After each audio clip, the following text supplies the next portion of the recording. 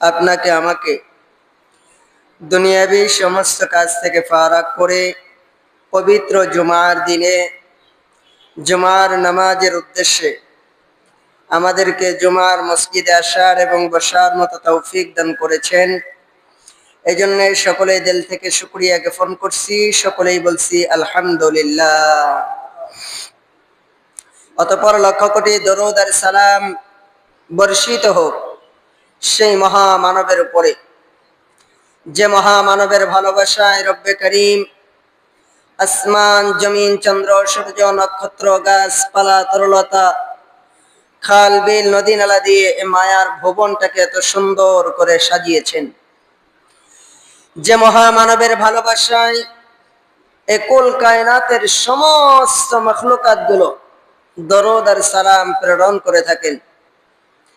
যে মহামানবের ভালোবাসায় আপনার আমার মহান মালিক নিজেই দরুদ আর সালাম প্রেরণ করে থাকেন, সেই মহামানবের উপরে দিলের সমস্ত ভালোবাসাটুকু উজাড় করে দিয়ে দরুদ আর সালাম প্রেরণ করছি।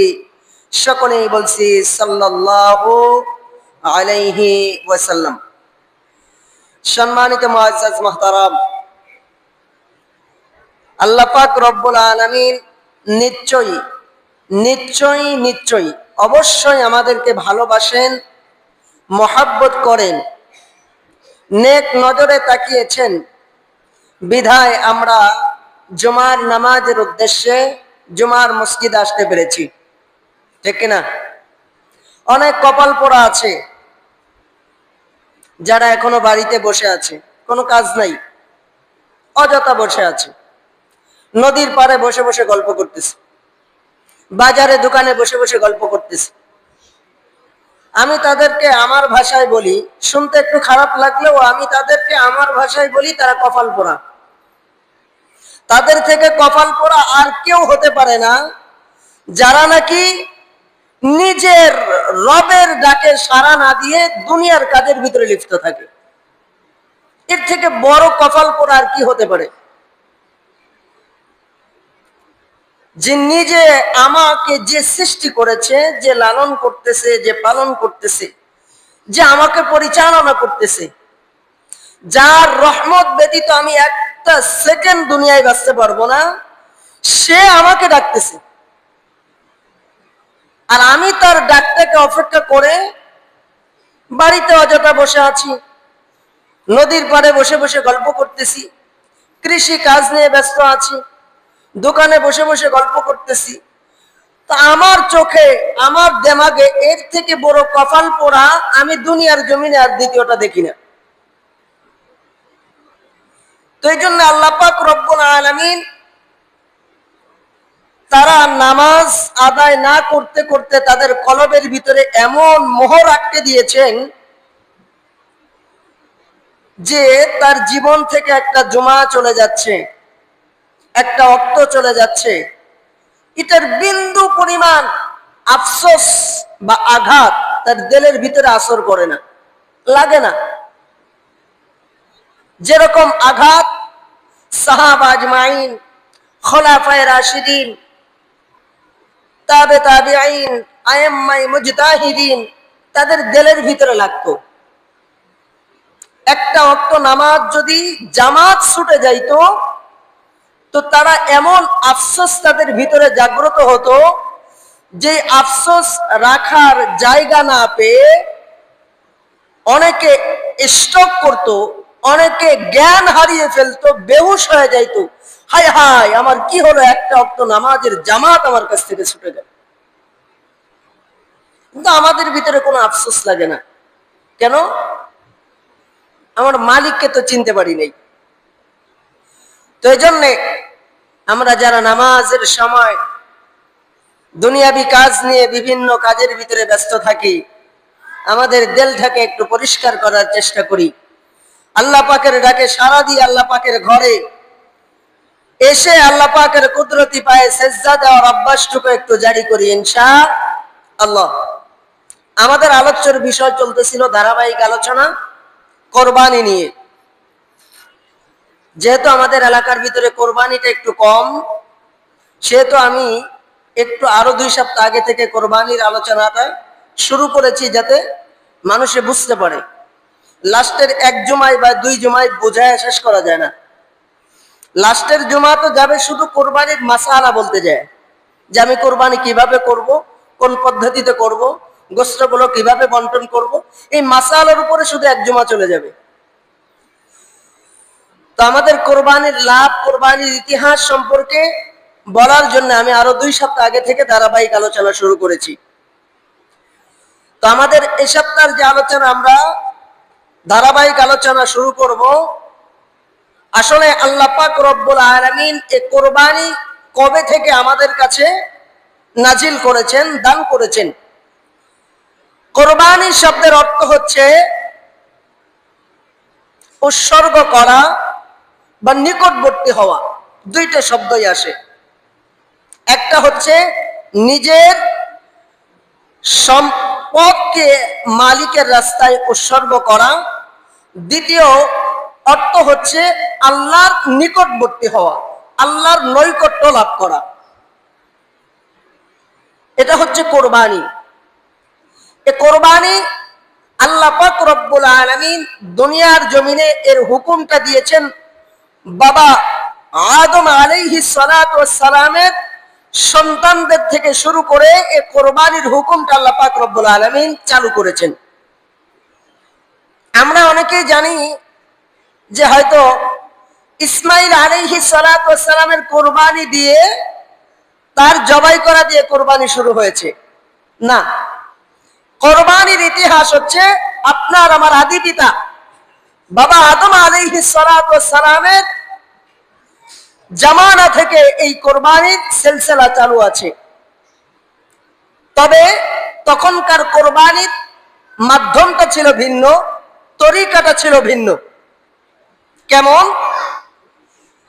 তারা যখন কোরবানি করত, তাদের যে সামান, যেই বস্তু দ্বারা কোরবানি করত, যেমন আমরা শুধুমাত্র চতুষ্পর্যন্ত দিয়ে কোরবানি করি, এটা আমাদের জন্য হুকুম, কিন্তু তাদের হুকুম তারা যে কোনো বস্তু দিয়ে কোরবানি করতে পারত। চতুষ্পর্যন্ত বলেন, ধান বলেন, গম বলেন, জব বলেন, সরিষা বলেন, যে কোনো বস্তু দ্বারা তারা কি করতে পারত? কোরবানি করতে পারত। তো তাদের কোরবানির যে সিলসিলা ছিল, এই তরিকা ছিল, এই তরিকাটা ছিল তারা যেই সামান দিয়ে কোরবানি করত, এই সামানটা বিশাল পাহাড়ের উপরে রেখে আসতো। যার কোরবানি রবের কাছে পছন্দনীয় হতো, যার কোরবানি রবের কাছে গ্রহণযোগ্য হতো, আসমান থেকে একটা আগুনের কুণ্ডলী এসে তার ওই কোরবানির যে সামান ছিল সেটাকে পোড়ায়া সারকার করে দিয়ে যেত। এখন এই পছন্দ কোন পছন্দ? যে জিনিসটা ভালো দিয়েছে, জিনিসটা দামি দিয়েছে, এই পছন্দ না। হাকিমুল উম্মাহ আশরাফ আলী থানভী রাহমাতুল্লাহ আলাইহি লেখেন, কিতাবে কোরআনুল কারীমের একটি আয়াতে কারিমা দলিল দিয়ে হাকিমুল উম্মাহ আশরাফ আলী থানভী রাহমাতুল্লাহ আলাইহি লেখেন যে এই পছন্দ, দুনিয়ার বাহ্যিক পছন্দ দিয়ে আল্লাহ পাক এই কোরবানিকে গ্রহণ করতেন না। আল্লাহ পাক গ্রহণ করতেন, আশরাফ আলী থানভী রাহমাতুল্লাহ আলাইহি উদাহরণ দিতে যে কোরআনুল কারীমের আয়াতে কারিমা টান দিয়েছেন। মালিক বলেন, বিসমিল্লাহির রহমানির রহিম, لن ينال الله لحومها ولا دماؤها ولكن يناله التقوى منكم। আল্লাহ পাক রব্বুল আলামিন পবিত্র কোরআনুল কারীমের ভিতরে বলেন, lan ইয়ানালাল্লাহ লুহুমুহা ওয়ালা দিমাউহা ওয়ালাকিন ইয়ানালুহুত তাকওয়া মিনকুম। তোমাদের জবাইকৃত পশুর এক টুকরা গোশত আমি মালিকের আরশে আজিমে পৌঁছায় না, পৌঁছায়? কেউ কোনোদিন দেখছেন যে গোস্ত জবাই করে বিমানে করে আল্লাহর কাছে একটু পাঠায় দিছেনি? না। মালিক বলেন তোমাদের জবাইকৃত পশুর এক টুকরা গোস্ত আমি মালিকের আরশে আজিমে পৌঁছায় না। লুহুমুহা ওয়ালা দিমাউহা, তোমাদের জবাইকৃত পশুর এক ফোঁটা রক্ত আমি মালিকের কাছে পৌঁছায় না। তবে পৌঁছায় কি? ওয়ালাকিন ইয়ানালুহুত তাকওয়া মিনকুম, তোমার অন্তরের খবরটা আমি মালিকের কাছে পৌঁছায়। তুমি কি উদ্দেশ্যে কোরবানি করতেছো? কাকে খুশি করার জন্য কোরবানি করতেছো? তুমি কি মানুষ দেখানোর জন্য কোরবানি করতেছো, নাকি আত্মীয় স্বজনদেরকে খুশি করার জন্য কোরবানি করতেছো, নাকি আমি রবকে রাজি এবং খুশি করার জন্য কোরবানি করতেছো? আমি মালিক তোমার দিলের খবর দেখে দেখে তোমার কোরবানিটুকু আমি কবুল করি। হাকিমুল উম্মাত আশরাফ আলী থানভী রাহমাতুল্লাহ আলাইহি লেখেন, মালিক বাবা আদম আলাইহিস সালাতু ওয়াস সালামের জামানায় আদমের সন্তানগুলোর কলবের দিকে তাকাইতেন, যার কলব থেকে সহি নিয়তে মালিককে রাজি এবং খুশি করার জন্য ওই পাহাড়ের উপরে তার কোরবানির বস্তুটাকে রেখে দিতেন। আল্লাহ পাক রব্বুল আলামিনের হুকুমে আরশে আজিম থেকে একটি আগুনের কুণ্ডলী এসে পাহাড়ের উপর থেকে তার কোরবানির বস্তুটাকে পোড়ায়া ছারখার করে দিয়ে যাইতেন। এটা ছিলেন বাবা আদম আলাইহিস সালাতু ওয়াস সালামের জামানার কোরবানির তরিকা। আর আমরা যে কোরবানি পেয়েছি, এটা আপনার আমার জাতির পিতা ইব্রাহিম খলিলুল্লাহ আলাইহিস সালাতু ওয়াস সালামের সুন্নাহ। সাহাবা আজমাইনগণ জিজ্ঞাসা করলেন, ইয়া রাসূলুল্লাহ, ইয়া হাবিবাল্লাহ, আমাদের নবী তো হযরত মুহাম্মদুর রাসূলুল্লাহ সাল্লাল্লাহু আলাইহি ওয়াসাল্লাম, আমরা তো অনুসরণ করব আমাদের নবীকে, আমরা তো সুন্নাত মানব আমার নবী। বাবা আদম আলাইহিস সালাতু ওয়াস সালাম তো আমাদের নবী না। কত যুক্তিসঙ্গত কিনা? বাবা আদম আলাইহিস সালাতু ওয়াস সালাম তো আমাদের নবী না। তাকে অনুসরণ করার জন্য তো আল্লাহ পাক রব্বুল আলামিন আমাদেরকে তাগিদ দেন নাই। তো তার এই কোরবানির সিলসিলা পালন করলে আমাদের লাভ কি? আল্লাহর রাসূল সাল্লাল্লাহু আলাইহি ওয়াসাল্লাম বলেন, ও আমার সাহাবারা রে, শুনে নাও, তোমাদের বাবার একটা সুন্নাত যদি তোমরা পালন করো, আল্লাহ পাক রব্বুল আলামিন এত এত এত এত নেকি তোমাদের আমলনামায় দেওয়া হবে। হাদিসের ভিতরে শব্দটাকে বলা হয়েছে বেগাইরি হিসাব, যেই সওয়াব দিবে এর কোনো হিসাব আল্লাহ পাক রব্বুল আলামিন তোমাদের জানায় নাই। হিসাব ছাড়া নেকি তোমাদেরকে দান করবে। মুফাসসিরিনগণ লেখেন, যেই পশু আমরা জবাই করি, এই পশুর শরীরের ভিতরে যতগুলো পশম আছে তার থেকে অধিক পরিমাণ নেকি আল্লাহ পাক রব্বুল আলামিন আমাদের আমলনামায় দান করেন। তো যে কথা বলতেছিলাম, আপনার আমার যে কোরবানির তরিকা, এটা হচ্ছে বাবা ইব্রাহিম খলিলুল্লাহ আলাইহিস সালাতু ওয়াস সালামের সুন্নাত।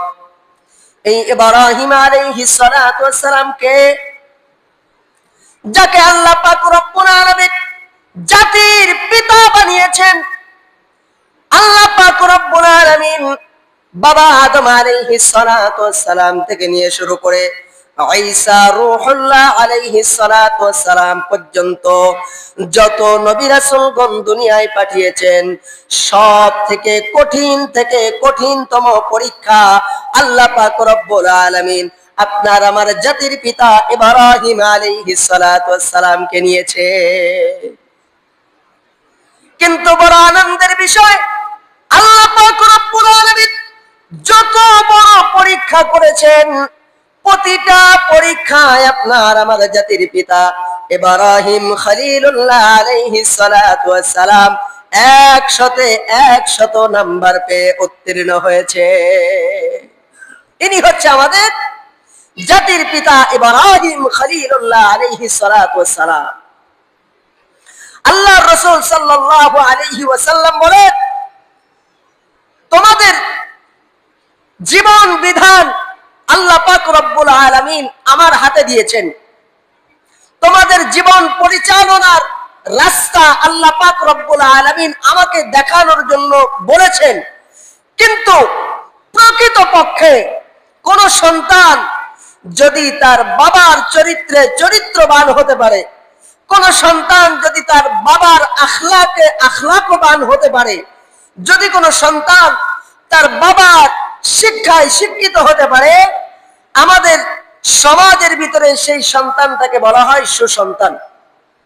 আল্লাহর রাসূল সাল্লাল্লাহু আলাইহি ওয়াসাল্লাম বলেন, তোমাদের বাবা ইব্রাহিম খলিলুল্লাহ আলাইহিস সালাতু ওয়াস সালামের এই কিচ্ছাগুলো, এই ঘটনাগুলো, এই পরীক্ষাগুলো, এই কাহিনীগুলো আল্লাহ পাক রব্বুল আলামিন কোরআনুল কারীমের ভিতরে ঢুকিয়েছেন এই উদ্দেশ্যে, যাতে করে কিয়ামত পর্যন্ত যত মুসলমান দুনিয়ায় আসবে, সমস্ত মুসলমান যেন তার বাবার পরীক্ষাগুলো পড়ে পড়ে, তার বাবার চরিত্রগুলো পড়ে পড়ে সেই সন্তান তার বাবার মতো চরিত্রে চরিত্রবান হতে পারে।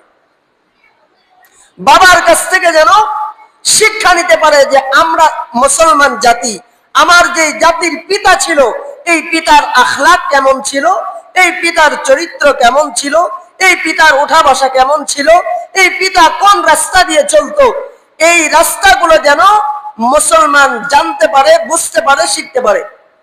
এজন্য আল্লাহ পাক রব্বুল আলামিন বাবা ইব্রাহিম খলিলুল্লাহ আলাইহিস সালাতু ওয়াস সালামের প্রতিটা পরীক্ষার কথা আল্লাহ পাক কোরআনুল কারীমের ভিতরে লিপিবদ্ধ করেছেন।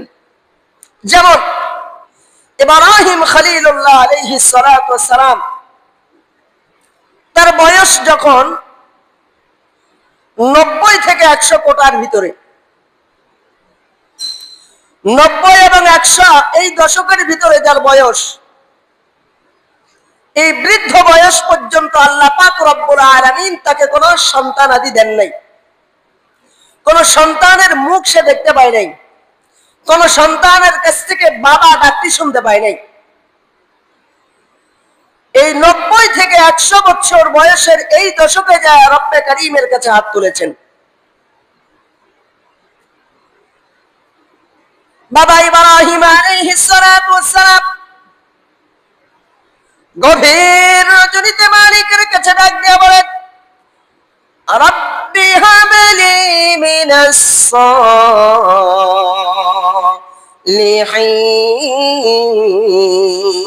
সালিহিন। হে আমার রব, রব্বি হাবলি মিনাস সালিহিন, আমার রব তুমি আমাকে একটা নেক সন্তান দান করো। কত বছর বয়সে দোয়া করতেছেন? কত বছর বয়সে? বুঝেন না আমার কথা? 90 থেকে 100 কোটায় যখন বয়স, বৃদ্ধ মানুষ, এই বয়সে আমাদের সমাজের ভিতরে সন্তান চাওয়াটা কি সম্ভব? অনেকে তো 90 বছর হওয়ার আগেই চলে যায় দুনিয়াতে। আয় বাবা, কথা বলো না তো। এই বয়সে যায় মালিকের কাছে দোয়া করতেছেন, রব্বি হাবলি মিনাস সালিহিন।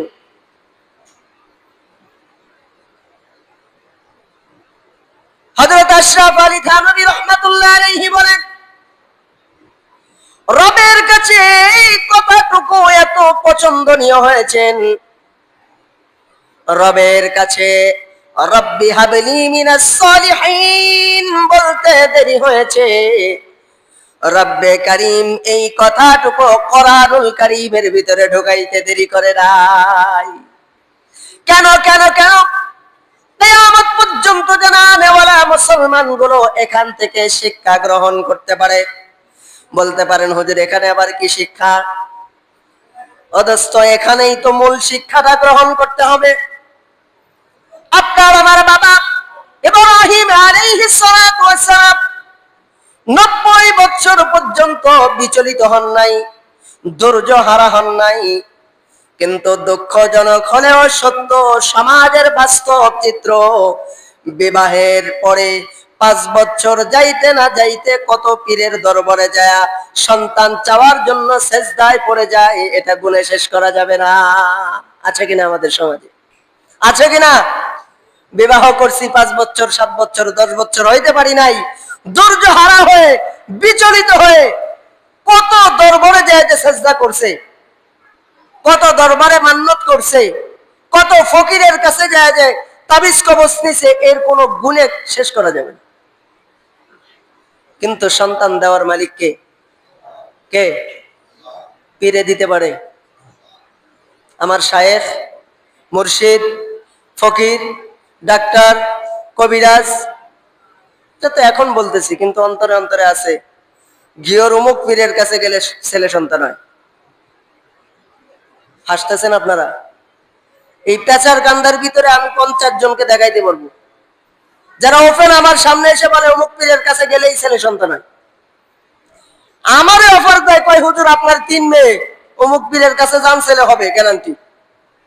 আমি শুধু পারি নাই তাকে থাপ্পড় মারতে, কেননা আমার থেকে তার বয়সটা বেশি। আপনার আবার পিতা 90 বছর বয়সে যে আপনাকে আর আমাকে শিক্ষা দিচ্ছেন, রব্বি হাবলি মিনাস সালিহিন, হে আমার রব আমাকে একটা নেক সন্তান দান করো। সন্তানগুলোকে শিক্ষা গ্রহণের জন্য আল্লামা আশরাফ আলী থানভী রাহমাতুল্লাহ আলাইহি বলেন, হে মুসলমানেরা, সন্তান দেওয়ার মালিক একমাত্র আল্লাহ। সেটা ছেলে হোক আর মেয়ে হোক, এটা দিবে আমার আল্লাহ। কোন পীরের হাতে আল্লাহ পাক রব্বুল আলামিন সন্তানের দায়িত্ব দেন নাই। পীর তো দূরের কথা, পৃথিবীর কোন নবী রাসূলের কাছেও আল্লাহ পাক রব্বুল আলামিন সন্তানের দায়িত্ব দেয় নাই। নবী বড় না পীর বড়? নবী বড় না পীর বড়? তো সেই নবী আল্লাহর কাছে চাইতেছে, আর আমরা তো নবীও না, পীরও না, 5 ওয়াক্ত নামাজিও না। যে অন্তত এতটুকু বলুন যে হুজুর আমি 5 ওয়াক্ত নামাজি, ইমানদার, কিচ্ছু না। তারপরেও তার কাছে যায় বলি যে আমার একটা সন্তান দেন, আমার একটা সন্তানের প্রয়োজন। কত দিমাগ আমাদের পচে গেছে। এই শিরক এমন এক শিরক যেটা ভাষায় প্রকাশ করা সম্ভব না। যখন আমার দিমাগের ভিতরে এটা ঢুকবে যে অমুক পীরের দরবারে গেলে সন্তান হওয়ার সম্ভাবনা আছে, হবে এতটুকু না, সম্ভাবনা আছে, এটাও যদি ঢুকে, আপনার আমার ঈমান সাথে সাথে চলে যাবে, বিন্দু পরিমাণ ঈমান থাকবে না, সাথে সাথে কাফের হয়ে যাবে। আল্লাহ পাক রব্বুল আলামিনের প্রিয় হাবিব ইব্রাহিম খলিলুল্লাহ আলাইহিস সালাতু ওয়াস সালাম গভীর রজনীতে যখন হাত তুলেছেন, রব্বি হাবলি মিনাস সালিহিন, মালিকের কাছে ডাকটি এত পছন্দনীয় হয়েছেন, সাথে সাথে মালিক উত্তর দেয়, ফাবাশশারনাহু বিগুলামিন হালিম। আমি আল্লাহ পাক রব্বুল আলামিন তোমাকে শুধু নেক সন্তান নয়, নেক সন্তান সাথে সাথে ধৈর্যশীল একজন সন্তানের সুসংবাদ দান করলাম। মা হাজেরা আলাইহিস সালাতু ওয়াস সালাম আশ্চর্য, এই বয়সে আমাদের কেমনে করে সন্তান হবে? মা হাজেরা আলাইহিস সালাতু ওয়াস সালামের 70 থেকে 80 বছর বয়স, আপনার আমার পিতার 90 থেকে 100 বছর বয়স। এই বৃদ্ধ বয়সে সন্তান হওয়া কোনোভাবেই সম্ভব নয়। কিন্তু যার আস্থার বিশ্বাস মালিকের প্রতি দৃঢ়ভাবে থাকে, আল্লাহ পাক রব্বুল আলামিন চাইলে যেমনে ভাবে বাবা আদম আলাইহিস সালাতু ওয়াস সালামকে মা বিহীন বাবা বিহীন দুনিয়ায় পাঠিয়েছেন। হাওয়া আলাইহিস সালাতু ওয়াস সালামকে মা বিহীন বাবা বিহীন দুনিয়ায় পাঠিয়েছেন। ঈসা রূহুল্লাহ আলাইহিস সালাতু ওয়াস সালামকে বাবা বিহীন শুধুমাত্র মায়ের উদরে দুনিয়ায় পাঠিয়েছেন। যেই আল্লাহ তাআলা মা ছাড়া বাবা ছাড়া শুধু মায়ের মাধ্যমে বাবা ছাড়া সন্তান দুনিয়ায় পাঠাইতে পারে, ওই আল্লাহ বৃদ্ধ বয়সেও দুনিয়ায় তার সন্তানকে চেহারা মুখ দেখাইতে পারে। পারে কিনা? পারে কিনা?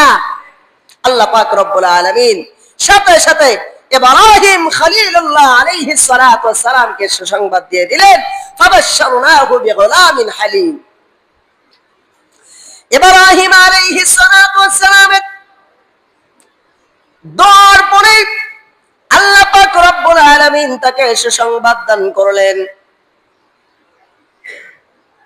10 মাস পরে আল্লাহ পাক রব্বুল আলামিন এমন সুদর্শন সুন্দর চেহারার অধিকারী আল্লাহ পাক রব্বুল আলামিন মা হাজেরা আলাইহিস সালাতু ওয়াস সালাম থেকে সুন্দর সুদর্শন এক বেগোনা মাসুম বাচ্চাকে দুনিয়ার জমিনে পাঠিয়ে দিলেন।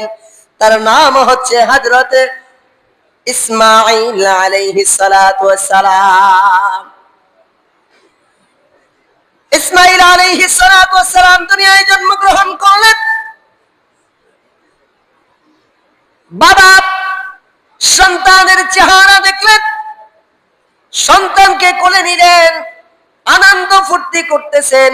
কয়েকটা দিন অতিবাহিত হওয়ার সাথে সাথে আবার মালিকের পরীক্ষা শুরু।